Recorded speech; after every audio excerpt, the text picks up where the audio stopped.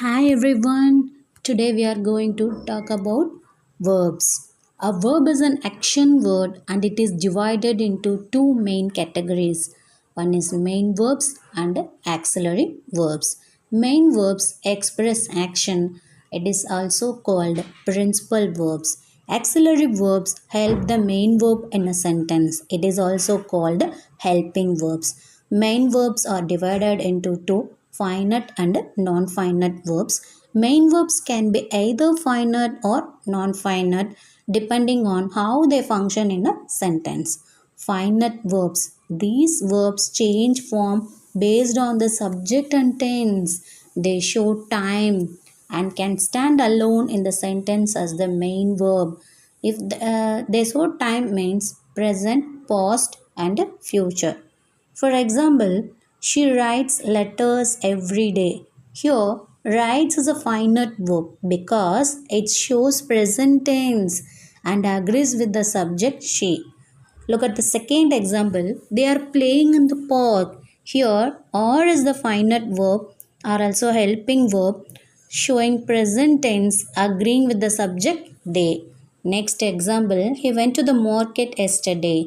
Here, went is a finite verb because it shows past tense and agrees with the subject he. We will go to the party tomorrow. Here, will go as the finite verb in future tense. Next, we are going to say about non-finite verbs. These verbs do not change form based on the subject or tense. They need a finite verb to complete a sentence and cannot stand alone. They come in three forms. One is infinitive, second one gerund, third one participle. How will you find out the infinitive form? So you can find out easily 2 plus verb. For gerund, verb plus ing. For participle, verb forms like ing or ad. For example, to eat is important for health. So it starts with a to. So you can easily identify this is infinitive. She enjoys playing football. Here, playing is a gerund. Verbs with ing. So next third one, tired from work, he went to bed early. So here tired, the verb ends with ad, tired. So here to eat, playing and tired are non-finite verbs because they don't change based on the subject or tense.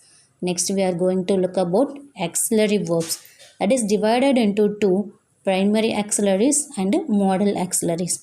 Next, let's talk about auxiliary verbs.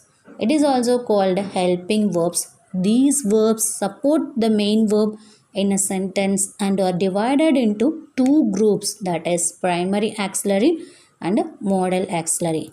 First, we are going to see about primary auxiliary. These come in three forms: be form verbs, do form verbs, have form verbs. Be form verbs, that is five be form verbs are there. One is am, is, or, was, were.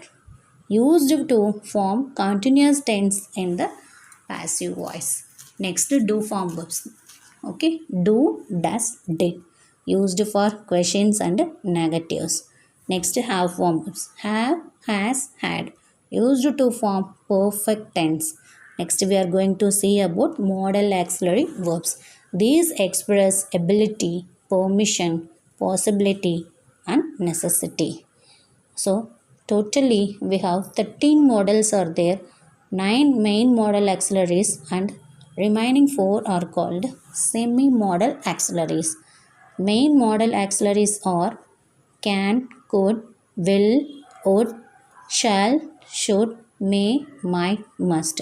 The semi-modals are otherwise called it as quasi-modals. So that is ought to, need to, used to, dare. So, in conclusions, verbs can be categorized into main verbs and auxiliary verbs, and understanding the difference between finite and non-finite verbs helps you use them correctly in a sentence. So, finite verbs change according to the subject and tense, can stand alone. Non-finite verbs remain the same and depend on a finite verb to complete a sentence. What about auxiliary verbs that support the main verb in forming different tenses and modes? Thank you for watching. Don't forget to practice using this finite and non-finite verbs in your sentence. And I'll see you in the next video.